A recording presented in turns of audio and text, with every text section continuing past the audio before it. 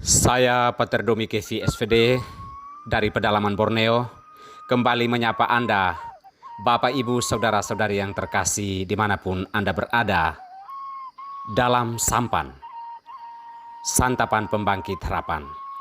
Sebuah refleksi sederhana atas sabda Allah yang diambil dari kalender liturgi Gereja Katolik hari Jumat dalam pekan biasa ke-17 tanggal 31 Juli tahun 2020. Dengarkanlah daku. Ada seorang anak yang mau berangkat ke sekolah dan mengendarai sepeda motor.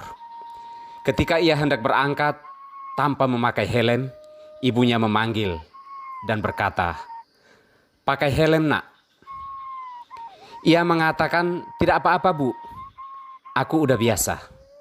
Tetapi ibunya membawa helm itu langsung memakaikannya pada anaknya. Entah sebuah kebetulan atau tidak, di pertengahan jalan anak ini mengalami kecelakaan dan jatuh terseret cukup jauh di atas aspal. Ia bangkit berdiri dan membuka helmnya, dan apa yang terjadi?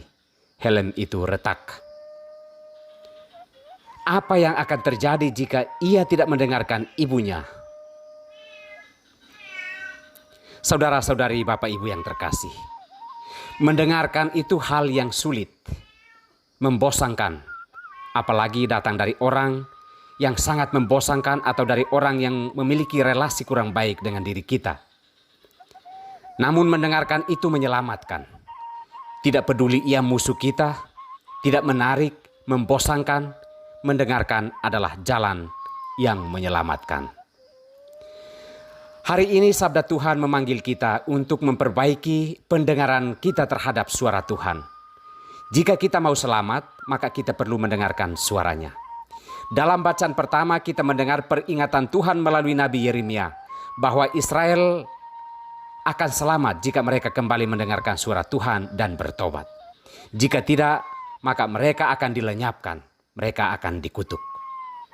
Tuhan sering berbicara kepada bangsa itu untuk memperbaiki akhlak dan perilaku mereka di hadapannya.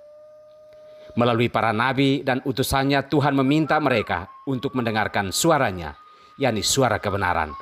Tak peduli seberapa hambar dan membosankan suara Tuhan, mereka harus mendengarkan jika mau selamat. Namun mereka mengusir Yeremia karena seruan yang disampaikan itu. Dalam Injil kita juga mendengar bagaimana Yesus tidak didengarkan oleh orang-orang sekampungnya.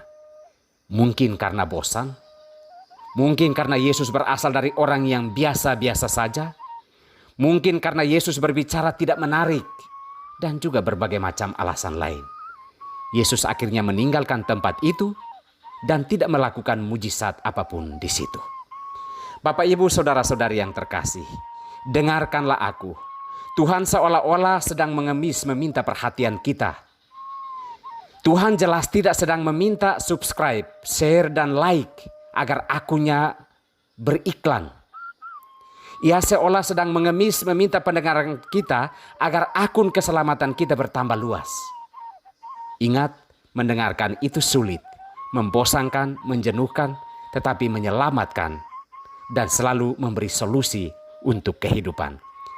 Dengarkanlah Tuhan jika kita mau mendapatkan solusi atas masalah-masalah hidup kita dan jika kita mau memperoleh keselamatan. Tuhan memberkati kita semua.